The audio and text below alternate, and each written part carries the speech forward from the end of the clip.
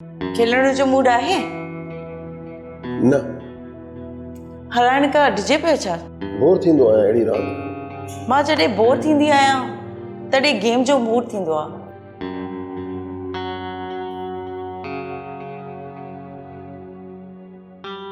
रांदि सिर्फ़ खेॾण लाइ ई खेॾबी आहे। तोखे के उहा न ॿुधायो जॾहिं बि मौक़ो मिलंदो आहे तूं ख़तरनाक लफ़्ज़ ॻाल्हाईंदो आहीं, पर मूंखे वणियो। छा? तूं कॾहिं ख़ुशि न थींदो आहे छा? फरज़ाना, मूंखे ख़ुशी ते यकीन कोन्हे। तोखे रोइण सुठो लॻंदो आहे छा? सिर्फ़ मूंखे ॿिए खे रोइण में मज़ो ईंदो आहे।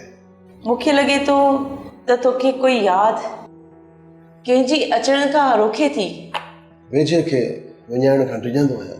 विसारबो कॾहिं बि न आहे, बसि उहो विञाइण रंग रूप मिटाए के ॿिए अंदाज़ में सामने ईंदो। तोखे हाणे मंज़िल मिली आहे, हाणे त बेमक़सद थी सोच।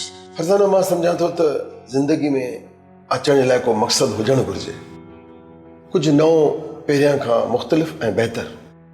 फरज़ाना, मां पहिरियां खां नओं कुझु बहितर करणु थो चाहियां। सभु त आहे तूं वटि सुल्तान, बाक़ी तोखे नओं छा खपे? मंज़िल त मिली वई थी। जॾहिं पंहिंजी मंज़िल मिली वेंदी आहे त हली पंहिंजो नओं रस्तो ऐं नई मंज़िल ठाहिजे। इहो हाणे सिखियो आहियां फरज़ाना। जॾहिं ज़िंदगी रस्ते ते अची वञे, सही ऐं ग़लति जो फ़र्क़ु ख़तम थी वेंदो आहे। सुल्तान, उहो वरी मूं सिखियो आहे। तूं सम्झी थो न? तोखे ख़बर आहे त मूंखे स्वराब खां अलॻि थियण जो ॾाढो ॾुख आहे, पर पछतावो कोन्हे। पर मूंखे ॾुख बि आहे ऐं पछतावो बि, छो त मूं जेके चाहियो हुन मुंहिंजो क़दुरु न कयो, हुन सां मूं निभायो हुयो।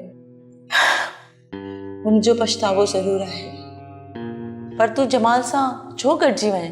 उहो सभु मां पंहिंजे यकीन जे लाइ कयां पियो।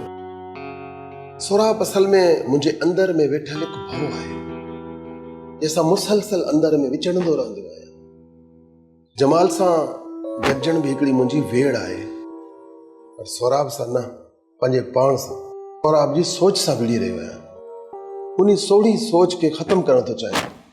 सब्सक्राइब कयो असांजो official YouTube channel Sindh TV HD drama ऐं वधीक अपडेट लाइ बेल आइकन खे क्लिक करियो।